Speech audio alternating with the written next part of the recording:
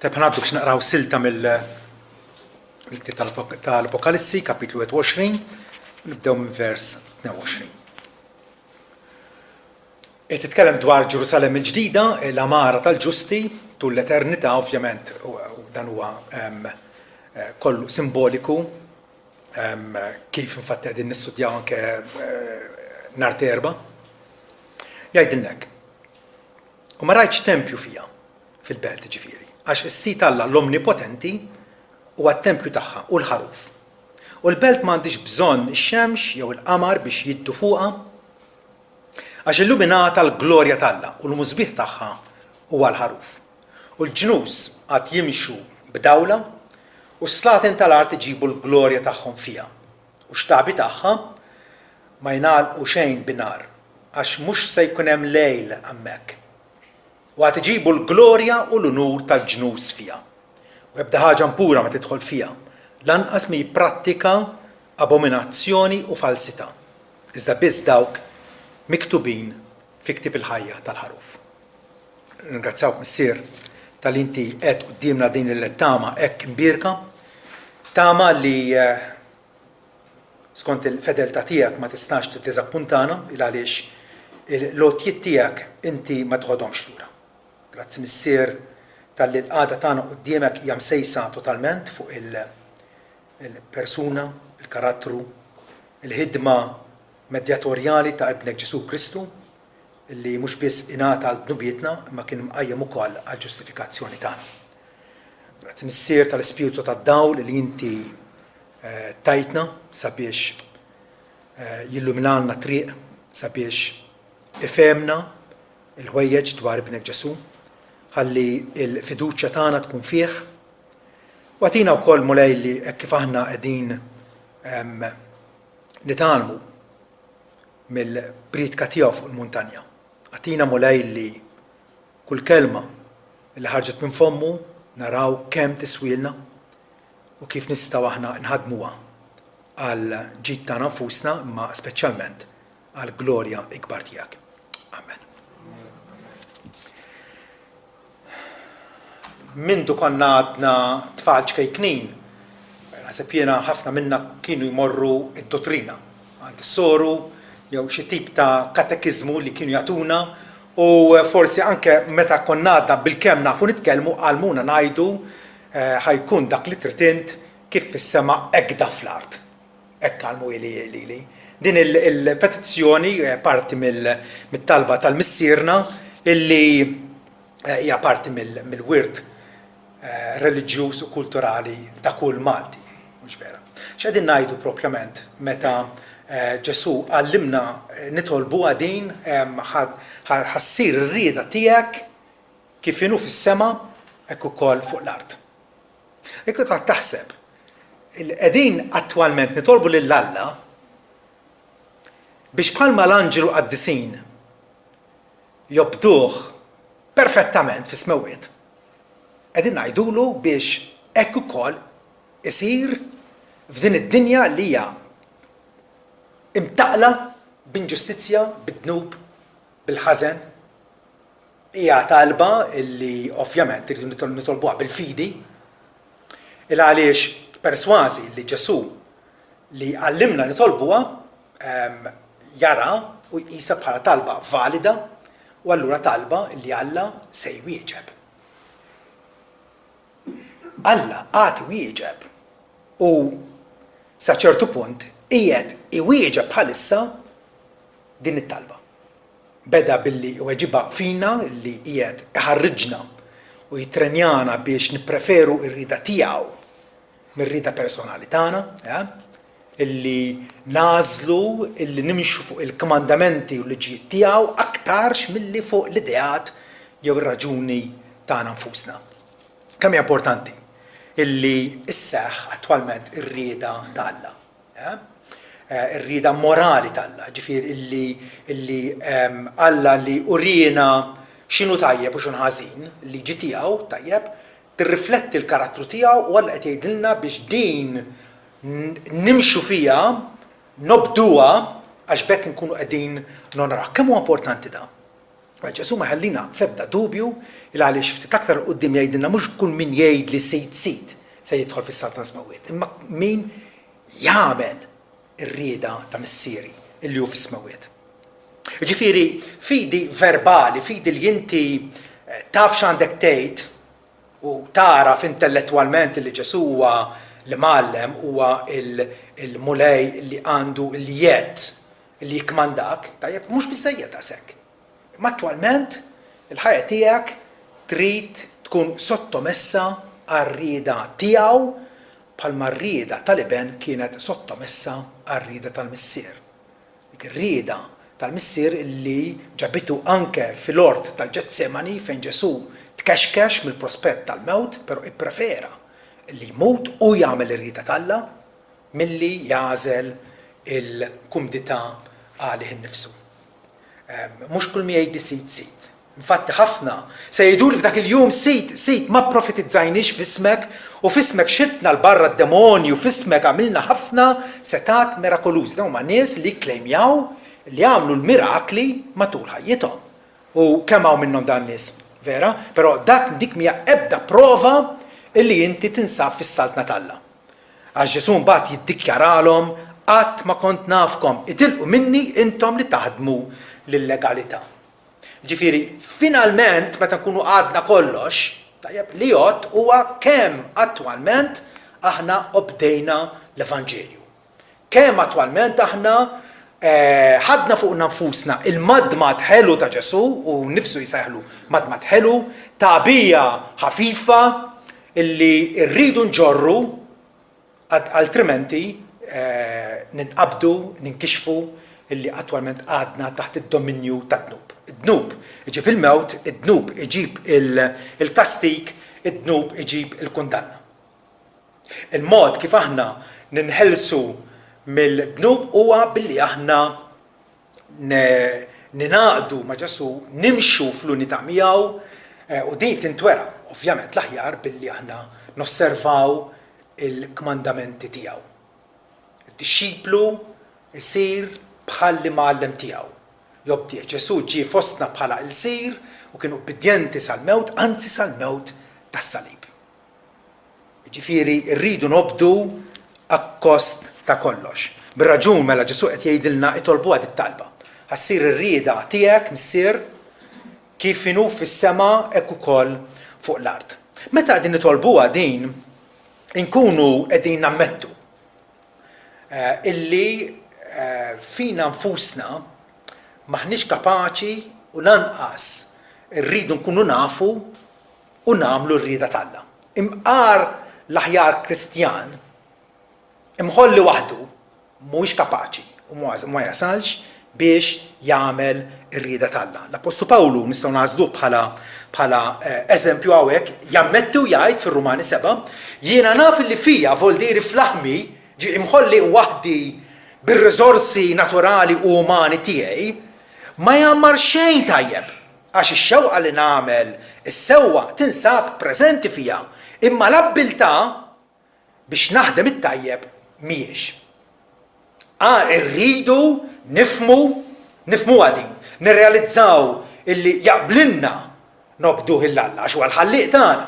Tajjeb huwa wkoll is-Salvatur tagħna. Jaqblinna imma x'inniġu biex attwalment nikkonkretizzaw l-ubbidjenza tagħna nsibu li qegħdin nfallu. Weħidna maħniex kapaċi. U allura għalhekk irridu nitolbu lill-Alla. Ħassir ir-rieda tiegħek. Aħdimha fina din ir-rieda tiegħek. Ukoll qegħdin nammettu meta nitolbu għad it-talba illi għandna xeħta fina nfusna, għandna dik l-inklinazzjoni naturali fina nfusna illi nirribellaw għal kentu. Illi aħna bħal dak il-ħmar selvaġġ tipprova tagħbi bit-tagħbija u jarmija minn fuq. Hekk hija n-natura tagħna illi Pawlu jgħidilna illi l-moħħ tal-laħam, il-moħħ ġifieri tal-bniedem mingħajr il-grazza tagħna. Tal-bniedem li mhux konvertit. Il-moħħ tal-laħam huwa ostili għal Alla, huwa avversiv għal Alla, huwa kontra r-rieda tal-Alla. Dawk in-nies li jitkellmu dwar il-tjieba naturali tal-bniedem il f'kull bniedem hemm dik ix-xrara tad-divinità fih u rrid sempliċement jiskopri tajjeb fih, x'tajjeb hemm fina. Almenu il-fema tal-Alla dwarna hija li aħna imħassra kulħadd tilef triqtu, kulħadd m'hemmx biża' Alla qudiem għajnejh, din hija l-analiżi li Alla jagħti dwarna nfusna. Aħna għandna opinjoni għolja wisq tagħna nfusna. U irridu nirrealizzaw meta qegħdin nitolbu dit-talba ħassir ir-rida tiegħek, qegħdin nammettu illi aħna għandna xi ħta nirribellaw kontra kemmtu. Il-mod tal-laħam huwa ostili għal Alla għaliex mhuwiex suġġett tal-liġi tal-Alla. U lanqas ta' bilħaq ma jista' jkun. Kliem ibes illi jagħtina evalwazzjoni korretta tagħna nfusna. Illi aħna minn nfusna maħniex kapaċi u lanqas irridu illi nobduh il-Alla. Dan huwa l-wirt tagħna minn Adam u Eva, dik ix-xeħta, dik il-korruzzjoni fil-qalb illi ma tħalliniex illi nobduh il-Alla. Ukoll meta qegħdin ngħidulu ħassir ir-rieda tiegħek. Qegħdin nammettu li aħna disposti illi nilmentaw kontra l-providenza tiegħu. Ħarsu lejn konfuskom. U pruvaw aqbdu di faċli ħafna. Pruvaw aqbdu lilkom fustkom tgergru. Tilmentaw. Kemm il-darba nagħmluha. Qegħdin nuru x'aħna. Qegħdin nuru illi Alla fil-providenza għarfa u twajba tiegħu xorta waħda aħna nirribellaw kontra tagħha. Għalhekk it-tgergir Alla ma jaħmlux. Għaliex għax turi, juri, jesprimi il-qagħda ribelluża tagħna kontra Alla. Il-Lut pereżempju li ħarġu mill-Eġittu Alla ħariġhom, il-liberhom mill-jasar tal-Farawn, kemm il-darba naqraw antikom eżempju wieħed u li Iżrael kollha gemgmu għal Mosè u għal Arun u l-miġema kollha qalulhom mhux li mitna fl-art tal-Eġittu, mhux li mitna f'dan id-deżert. Alla liberhom huma qegħdin igergru. Tista' titwemmen din? Imma din hija n-natura tagħna. Din hija n-natura tagħna. Aħna għandna ħabta li nippuntaw subajna lil-Lut. Kemm kienu stinati, kemm kienu superfi, kemm kienu idolatri, u ma narfux bħalma qal Giovanni Calvino illi kull wieħed minna mit-twelid aħna fabbrikaturi kbar tal-idoli. Nippreferu l-idoli tagħna milli nistqarru lill-Alla bħala sovran fuqna li għandu jett, għandu dritt jigvernana u għax għamilna hu.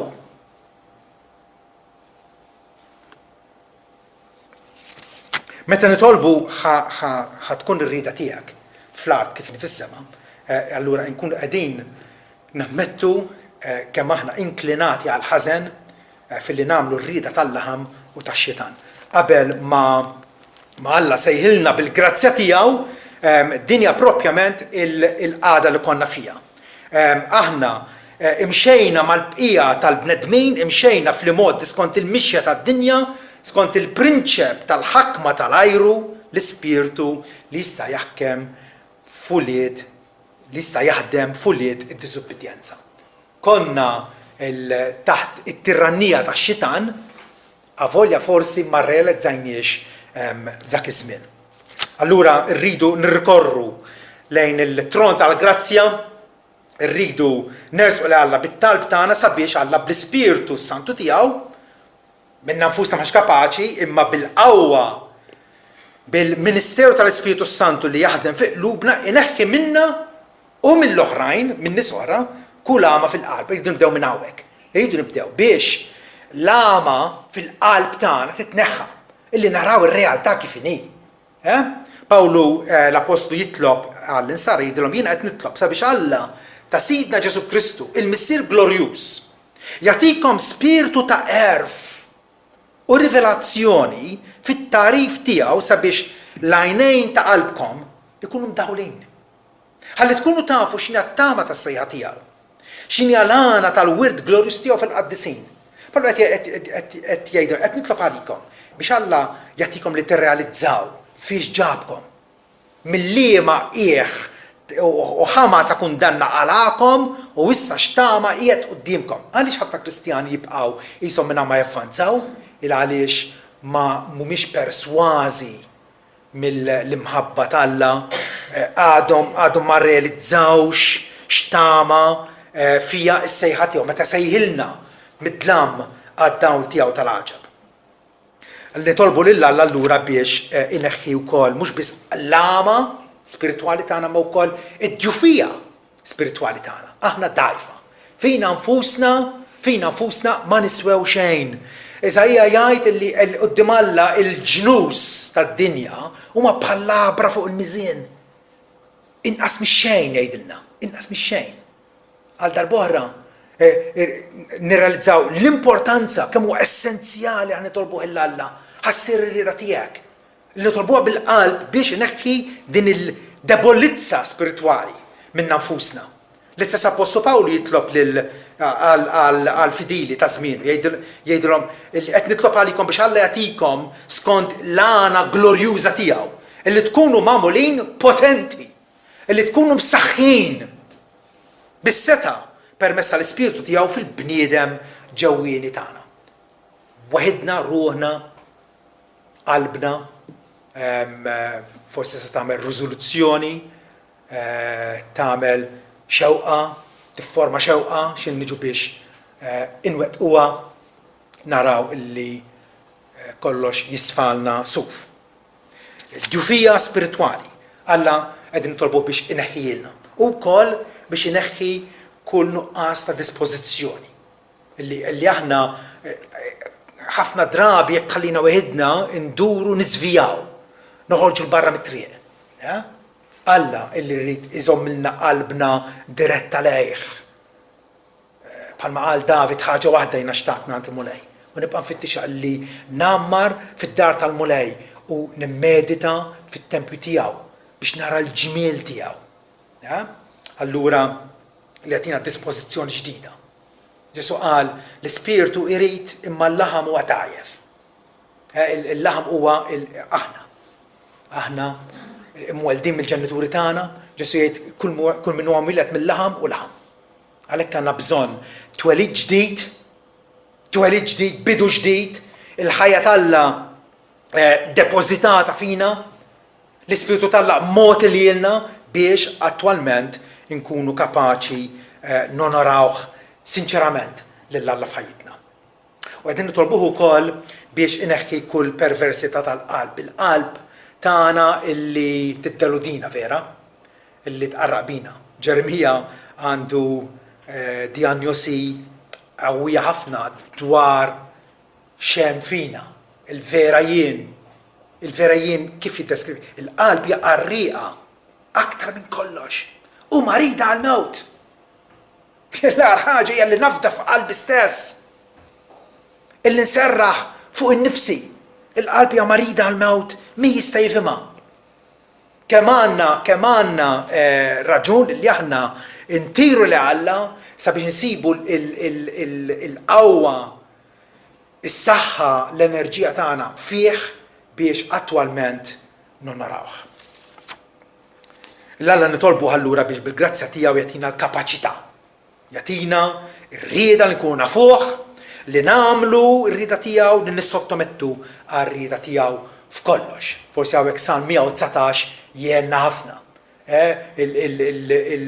Is-sentimenti ta' dan l-awtur li huwa mxennaq, huwa mlebleb biex ikun jaf il-liġi ta' Alla, jimmedita fuqha, jaħseb fuqha, jimxi fija, jgħallima lil ħadd ieħor u jiddespiċċi wkoll meta jara l-ħadd ieħor li mhuwiex qiegħed josserva.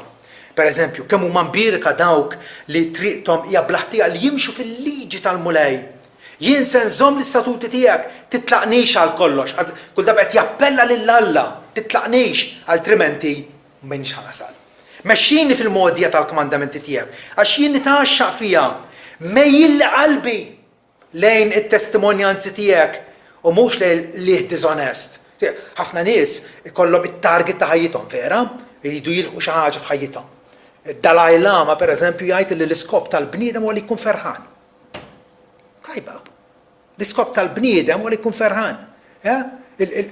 bil-blerf kollu li għandu li l-nies jagħtuh lil dan id-Dalai Lama. Tajjeb, l-iskop tal-bniedem qal illi ikun kontent. Il-mu veru xejn.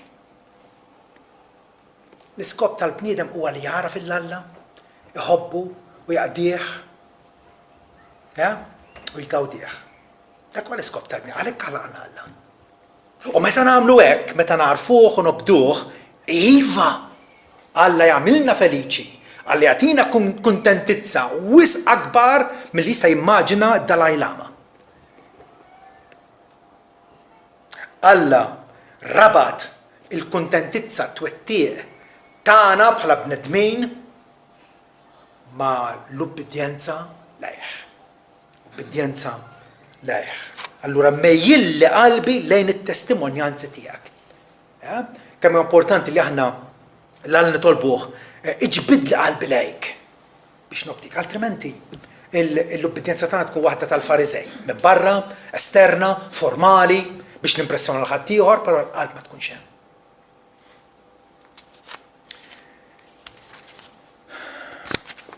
Thomas Chalmers, pastor Skoċċiż, jgħid irrid inħoss ix-xejn tiegħi nnifsi. Inċedi li nnifsi b'rassenjazzjoni assoluta lil Alla. Ninxtieħed ma' saqajh, bebda dispożizzjoni oħra f'qalbi ħlief dik li nsawwa bir-rieda tiegħi fir-rieda tiegħu. U bebda lingwa oħra fommi ħlief dik tat-talb, dik it-talba biex jipperfezzjona qawwietu fit-tjufijiet tiegħi. Insawwa bir-rieda tiegħi fir-rieda tiegħu. Il-modell tagħna huwa Ġesu Kristu. Mhux ir-rieda tiegħi, imma tiegħek tkun magħmula. U r-rieda tal-Alla li kienet tissarraf f'sofferenza, passjoni u ġieħ u imsammar ma' salib. Imma l-ferħ imqiegħed quddiem u sofra s-salib Ġesu. Kultant aħna nibżgħu nobduh il-Alla minħabba l-konsegwenzi. Però Alla jagħtina l-weda li hu jipproteġi u jħares il-tiegħu u jonorhom lil tiegħu. Ir-rieda tiegħi imsawba fir-rieda tiegħu. Il-dixxiplu ta' Ġesu ifittex illi r-rieda tiegħu tajjeb jassimila iġiba taqbel mar-rieda tal-Alla. Kultant, aħna mhux kultant, regolarment ngħidu lill-Alla fit-talb tagħna jekk kien ir-rieda tiegħek. U forsi xi pentekostali u nies oħra jgħidu li tajċek għax qed turi dubju. Ma tkun assertiv quddiem Alla, tkun isek tiddomanda l-Alla, vera dik il-kelma tal-fidi.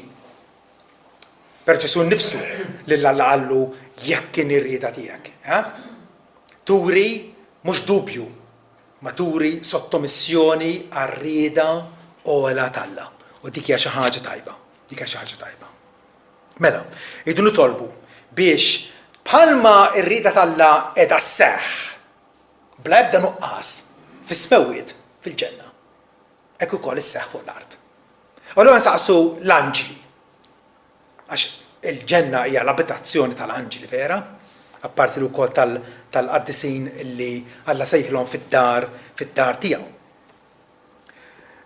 L-erwieħ perfezzjonati u l-anġli kif jobduh il-Alla? Ħalli nikkonċentra fuq l-anġli. M'hemmx għalfejn prova skrittura biex nifhmu li l-anġli jobduh perfettament il-Alla, vera? Salm 103 pereżempju jgħidilna birku l-mulej intom l-anġli tiegħu setana u qawwija li tagħmlu dak li jgħid billi tisimgħu leħen il-kelma tiegħu. Bla ebda nuqqas l-anġli kontinwament jitaxqu fil-li jagħmlu r-rieda tal-Alla. M'hemmx protesti u m'hemmx ilmenti u m'hemmx tgergir imma jobduh bil-ferħ għax jarfuh bħala sit sovran tal-univers kollu. Allura rridu bħall-anġli nobduh bl-umiltà. L-anġli huma ħlejja ogħla minna, aktar glorjużi minna, u allura l-anġli infushom jobduh bl-umiltà lill-Alla. Meta Alla bagħat l-anġlu Gabriel biex ħabbar il-Marija li kellha issierhom il-Messija, ġie. Bagħtu faċenda. u Gabriel bl-umiltà kollha obda. U l-istess ħaġa Alla jitlob minna, pereżempju f'Mikea 6 vers 8 jgħidilna urieko bniedem x'inhu tajjeb u x'jitlob minnek il-mulej. Ħlief li tagħmel biss is-sewwa u tħobb it-tjieba u timxi bl-umiltà ma' Alla tiegħek. Timxi bl-umiltà.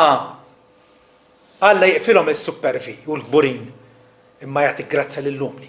Allora l-ewwel ħaġa rridu nobdu l-Alla bl-umiltà ukoll b'allegrija, bil-ferħ. Alla ma jipprezza xejn reliġjon tal-gdiedem, reliġjon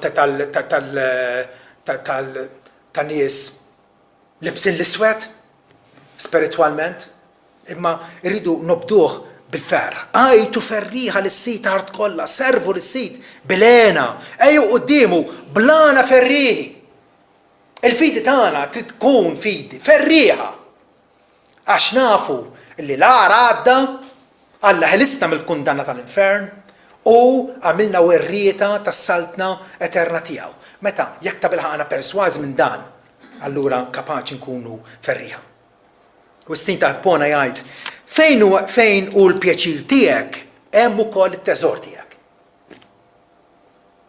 Fejn hu t-teżor tiegħek hemm qalbek.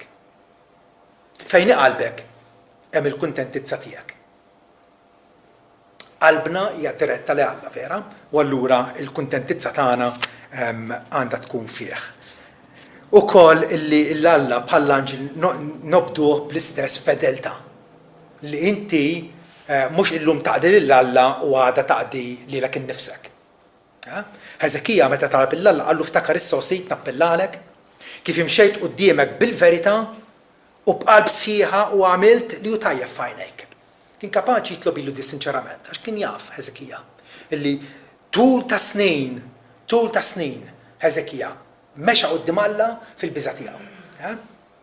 Ukoll irridu nobduh bi bżulija u dedikazzjoni. Hawnhekk m'għandix dubju li nfallu aħna il għaliex x'inniġu biex nagħtu l-kontribut sħiħ tagħna. Illi inħadmu d-doni tal-Ispiritu li moti għalina. Sewkija fil-qadi, fit-tagħlim, diversi doni nibqgħu lura. Maħniex lesti li nagħtu l-massimu tagħna. Sa 119 jgħid int ħtart il-preċetti tiegħek sabiex inżommuhom b'diliġenza, b'bżulija. Kieku triqati jkunu stabiliti biex iżommu l-istatuti tiegħek. U allura jekk b'bżulja wkoll b'żelu, b'ħeġġa, b'entużjażmu. L-Apostolu Pawlu jgħidilna tkunux indolenti, jiġifieri għażiena mitluqin fl-entużjażmu tagħkom. Kunu fervidi fl-ispirtu waqt li taqdu lis-sit. L-anġeli wkoll lill-Alla iservuh u jobduh bis-sinċerità. Bis-sinċerità. M'hemmx teatrini, m'hemmx reċti, l-anġeli jobduh għax iħobbuh l-Alla. Jalla qalbi tkun blaħtija fl-istatuti tiegħek sabiex ma nistħix. Il-qalb li tkun blaħtija. Alla jrid il-qalb tagħna aktar minn kollox. U koll l-anġli ovvjament jaqduh bl-istess kostanza. Il-ħin kollu. Mingħajr falliment. Nerġgħu naqraw fis-Salmi jiena mejjilt qalbi biex inwettaq l-istatuti tiegħek għal dejjem imqar sa tmiem. Dan huwa l-Kristjan vera. Illi sa tmiem mhux ħajara kif tiġi mbagħad jiddeċiedi jkomplix f'din it-triq le, ma sa tmiem. Dik li aħna nsegħula l-perseveranza tal-qaddisin hija barka tremenda li jagħtina Alla. Illi jagħtina dik ir-rieda mġedda fina illi nservuh sa tmiem. Sa tmiem. Din ir-rikjesta fil-missierna bħal 5 rikjesti l-oħrajn Alla jonora. Ma jistax ikun, hija inkonċepibbli. Il-Ġesu jgħallimna talba biex imbagħad dik it-talba taqa' mal-art Alla isott widnej ħalija u ma jweġġaħiex. Le. Din il-petizzjoni ħassir ir-rieda tiegħek fuq l-art bħalma fis-sema. Fi żmien li ġej. Fi żmien li ġej din it-talba se tkun seħħet kompletament u perfettament. Ġesu tkellem iż-żmien tissa u żmien li ġej, vera? Kemm il-darba. Fi żmien tissa hija l-ħolqien preżenti. Imma aħna m'aħniex kuntenti bil-qagħda ta' dal-ħolqien preżenti. Għaliex? Għax huwa imtaqqal bid-dnub. Qegħdin nistennew li t-tama tagħna hija li Alla jintroduċi iż-żmien li ġej. Mal-miġja glorjuża ta' Ġesu imbagħad Alla jintroduċi iż-żmien li ġej. Eternità fejn il-dnub ikun miknus, ikun ikkundannat fl-infern darba għal dejjem u l-univers tal-Alla jkun imnaddaf, restawrat, imġeddet, illi ta' bilħaq jonoraħ f'kull sens u l-abitanti kollha tiegħu anġlu bnedmin iweġħu lill-Alla u jigglorifikawh bla ebda nuqqas. Fi żmien li ġej, fl-istat etern tal-mifdija, id-dinja se tkun imġedda u rrieda tal-Alla mbagħad tkun obduta bla falliment tul l-eternità. Pruva immaġinaw illi aħna se nkunu niffurmaw parti minn din id-dinja ġdida illi fija tagħammar il-ġustizzja. Dinja illi ma tibqax imtaqla, imbażwata biex ngħidu hekk bl-inġustizzja, imma li attwalment tkun komposta minn nies illi ta' bilħaq jobdu l-Alla. Eżajja jitkellem dwar dan il-prospett ħini fejn jgħid fl-aħħar kapitlu tiegħu għax bħalma smew ġodda u l-art ġdida li nagħmel se jibqgħu qudiemi ddikjara s-Sid. Hekk nisilhom u jisimkom jibqa' u jiġri minn qamal ġdid għal qamal ġdid u minn sabat għal sabat. L-umanità kollha se tiġi biex tqim qudiemi jgħid is-Sid. L-umanità kollha għaliex dakinhar fl-istat etern l-umanità kollha tkun mifdija. Għalhekk miet Ġesu Kristu, għalhekk offra sakrifiċċju wieħed biex jirbaħna għal innifsu ħankunu poplu tiegħu, poplu li nformaw saltna taħtu, saltna li ma tintemm qatt. Saltna ma tintemm qatt. Għalhekk rajtilkom dik is-silta mill-Rivelazzjoni fejn Ġwanni jara il-belt qaddisa Ġerusalemm tas-sema nieżla mingħand Alla. L-għamara tal-qaddisin. Rajt sema ġdida u art ġdida, jgħidilna. Għax l-ewwel sema u l-ewwel art għaddew m'hemmx iżgħet baħar. U rajt il-belt il-qaddisa Ġerusalemm ġdida nieżla mis-sema mingħand Alla preparata bħala arusa mżejna għal żewġa. Il-Knisja meħuda mill-ġenerazzjonijiet kollha, mill-bidu sa tmiem, il-mifdija kollha miġbura biex ikunu il-mart il-ħaruf. Mart il-ħaruf. Din hija t-tama depożitata fina illi iżżommna nistennew bis-sabar u bil-ħerqa għal manifestazzjoni sħiħa tal-imħabba tal-Alla lejna. Meta imbagħad nirtu l-art. Nirtu din l-art. Kif wedna Ġesu Kristu imberkin il-mansweti, imberkin il-ġwejdin, għax huma jirtu l-art. Di l-art Alla tiġġeddida, d-dinja bietu jgħidilna se tkun meqruda u riformata, magħmula mill-ġdid, imnatfa minn kull traċċa ta' dnub u l-ġusti se jirtuha. Xi ħaġa tant enfasizzata fl-Iskrittura li forsi ma nagħtux kasha. Salm 37 pereżempju jgħid għax il-malefatturi, n-nies li għamlu l-ħażen ġifieri, qatt jinqatgħu lemm imma dawk li jistennew li Jaħweh huma qatt jirtu l-art. Ftit ieħor il-bniedem ħażin mhux se jkun iżjed. U int tassew tfittex sew għal postu u ma jkunx hemm. Iżda l-umli qatt jirtu l-art. U se jgħaxqu lilhom nfushom bi prosperità abbondanti. Nemmnu din it-talba li qegħdin nitolbuha bil-fidi, ħassir ir-rida tiegħek fl-art kif inhu fis-sema. Alla mhux se jċeddiha d-dinja. Mhux se jċeddiha. Aħna jgħidu d-dinja tax-xitan, d-dinja hija tal-Alla. D-dinja hija tal-Alla. U Alla se jifdija wkoll, bħalma feda lilna se jifdi wkoll id-dinja x'id-dinja hija tiegħu. Seħlisa mill-korruzzjoni tat-taħsir sabiex tkun l-amara tal-fidili. L-umli għad jirtu l-art u se jaxu l-infushom bi prosperità abbondanti. L-istess ukoll Iżajja jgħid iżda r-riħ se jġorrom il-koll l-ħżiena u n-nifs se jħodhom lil hemm imma mi jistken fija qed jgħid il-Monej, mi jistken fija għad jiret l-art u jippossiedi l-għolja imqazza tiegħi. Nittama li millum stess meta nitolbu din it-talb issa. Ħassir ir-rida tiegħek fl-art kif fis-sema.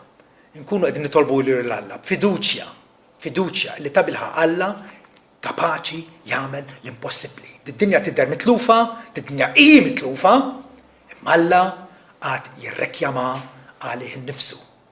Bħalma rebaħ lilna u bħalma qed jagħmilna ġodda biex nobduh u nsibu l-feliċità tagħna fih. Hekk ukoll nafu illi l-għan tal-Alla ma jistax jitħassar u finalment Alla jkun kollox f'kollox.